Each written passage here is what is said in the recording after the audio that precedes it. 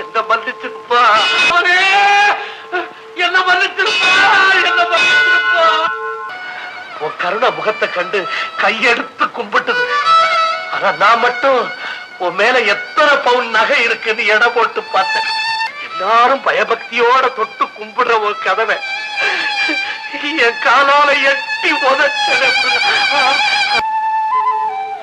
திருந்தி மன்னிப்பு கேட்டதாலதான் அந்த விடிய கால நேரத்துல என்ன அனுப்பி உன்னை காப்பாத்திட்டான் பாத்தியா.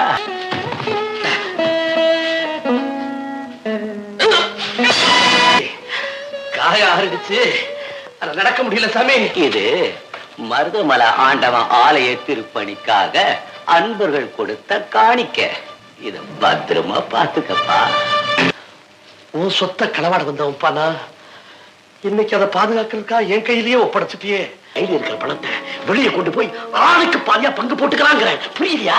நீ என்ன தப்பா புரிஞ்சுக்கிட்டப்பா. நேத்து வரைக்கும் அவன் பொருளை திருட போனேன்.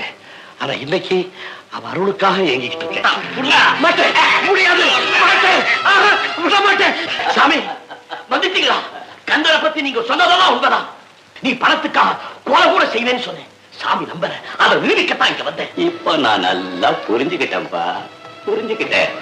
இனிமே எங்க எனக்கு என்ன வேலை?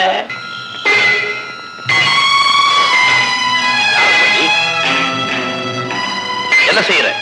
உண்டியலை உடைக்கிறேன். ஒரு காலத்துல நானும் உன்ன மாதிரி தான் கடவுளுடைய சொத்தை களவாட போனேன். என் காலையே உடமாக்கிட்டாப்பா. அந்த கதி உனக்கு ஏற்பட வேண்டாம் தான் சொல்றேன். பேசாம திரும்பி போயிடு.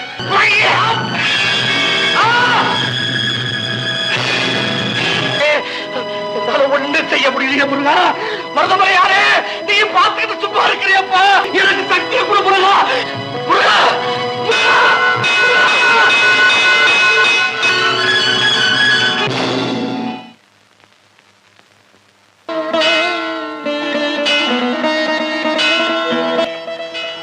சன்னிதானத்தை திருட வந்து முடமான என்ன நடமாட வைக்கிறதுக்காகத்தான்